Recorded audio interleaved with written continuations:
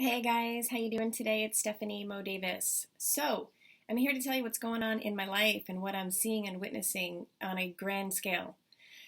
Obviously, there's a lot of dissonance in the world. There's a lot of frustrations. There's a lot of unknowns and uncertainties happening. But what I will say is that behind the scenes, there are many people working towards progress and creating a new way of living. This has been going on for quite a long time, actually, but now, because of the current circumstances, everything has been accelerated. Many of us have been feeling this sense of compression and a sense of being pushed out of our final comfort zones to be able to start to create these new ways of living, these new systems, these new approaches for how we live and operate in our world. So, I personally have a very exciting project that's been brewing for over 5 years.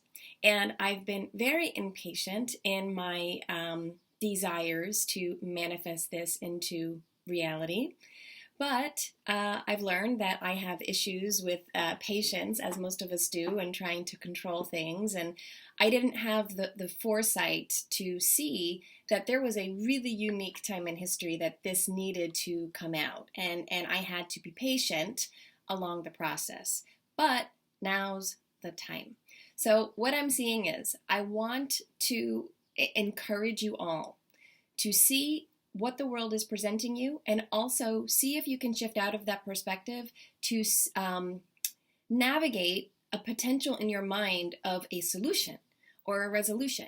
So history always repeats itself. We know this. So we're seeing it now. It's repeating again, and we're trying again. We've been given another opportunity to make things right. And still, we haven't solved the problem. So the issue for me, as somebody who wants to be living on a planet where people can be more authentic and experience more joy and not have as much needless suffering. Sometimes suffering is needed and suffering is a part of life, but very often there's an excess amount of needless suffering. We need to work on the solutions. So when you guys watch the news or whatever you do, I want you to also feel what's going on, but don't be attached too much to your feeling, because then you lose your vision. You lose your ability to think creatively and, really process if there's another possible way that we could be doing this. One thing I will say is this call for equality and unification. In my belief, we're not all equal. We're different. We're all different. And in us uniting through our differences, we create a much more proficient and effective way of living, not just for ourselves, but through systems and any system, anything that we're doing. If we're unifying opposites, it's greater because people are coming at it from different perspectives. We're not all in a relationship with a perfect soulmate who thinks like us and acts like us and has the same opinions as us. We need that bit of conflict to resolve, to lift up. And then you have a greater understanding of what's happening within yourself and within the world. So we know this already, okay? Businesses know that, we have different departments. Medicine knows that, we have different systems in the body. So what we don't want to do is create methods and modalities based off of the separateness without addressing the whole. Okay, so you all know that I'm very passionate about, spiritual wellness and your emotional state playing into your physical state. I do not believe the mind and the body are disconnected whatsoever from my very long-term history with chronic illness and having 2 kidney transplants. The mind and the body and my emotional state and spiritual state and psychology needed to be delayered profoundly for me to find a state of wellness within myself. That also has assisted me in being more physically well and taking a very complex physical situation that I live with and living with it with as much ease as possible is because I've addressed myself as a whole being. This is something that's left out of the current medical model. So you all know that I'm very passionate about reintroducing this aspect of very basic things that we talk about in psychology, philosophy, spirituality, addressing the emotions when you're manifested with an illness, when there's an illness Yes, there can be a biological, genetic, possibly, cause for your illness, but it's greater than that. We are much greater than that. And it's time in history where we need to start addressing the meta, which just simply means beyond the obvious, and we need to unify these different modalities to promote full health and wellness.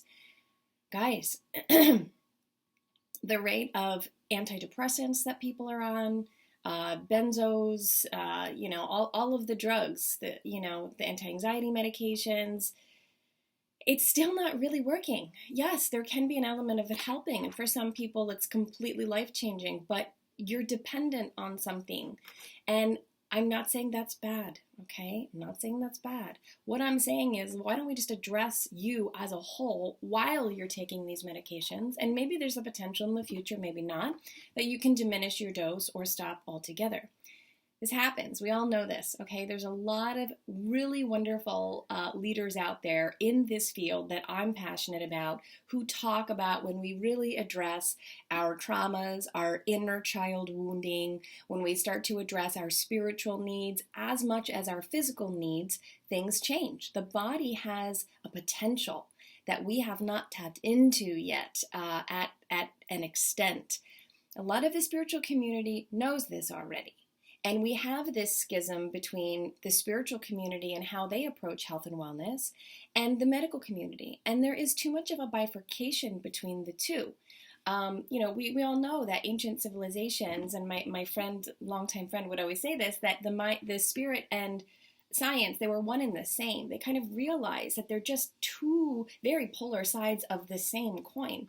And for me, who would be considered much more of a spiritualist, I resonate very deeply with, quantum physics and math and science, because I see that we're talking about the same thing, but they're just coming from two different dimensions. And if we can somehow bridge that gap, we can really accelerate humanity. We can create modalities and tools and institutions based off of making these differences unite. And I think at that point in time, we will see a tremendous, and it's happening already, acceleration in education, in medicine, in health and wellness of ourselves as human beings. The planet, everything is going to change when we stop the duality. We stop wanting people to become like us, and we honor and appreciate their vast differences as a part of the puzzle. We're in a divide and conquer program here, folks. People benefit off of keeping us separate. Programs happen, narratives happen that promote and show us the continued drama to keep us separate. We understand the problems that we face. I believe that the majority of the collective understands we're in a state that's not healthy, and we need to find this unification. But in order to do that, we cannot perseverate on the old. We must focus on pulling out from the old what needs to shift, and then there needs to be a vast group of individuals who are really committed to being in a future state of mind and figuring out how we can collectively together unify these issues and resolve them, because history will continue to repeat itself over and over and over again until we get it right. So how do we unify with somebody who's very polar opposite than us and find appreciation for their beliefs? How does a spiritualist and a scientist come together and honor each other? How does that look? How does that work? It requires that the individual within him or herself has done a level of self-study and really inner childhood work, all sorts of issues to find a state where they can hear without reaction. There has to be a real addressing of the emotions. You have to develop emotional literacy to understand that when you're triggered by another, there's something within you that also needs to be addressed. It's two-sided. So you can only unite with an extreme polarization of yourself until you've done you can't do it until you've done this work. So a lot of people, nobody's been taught this work. It's been happening spontaneously all over the world for many, many, many years through spiritual awakenings or transformative experiences or near-death experiences.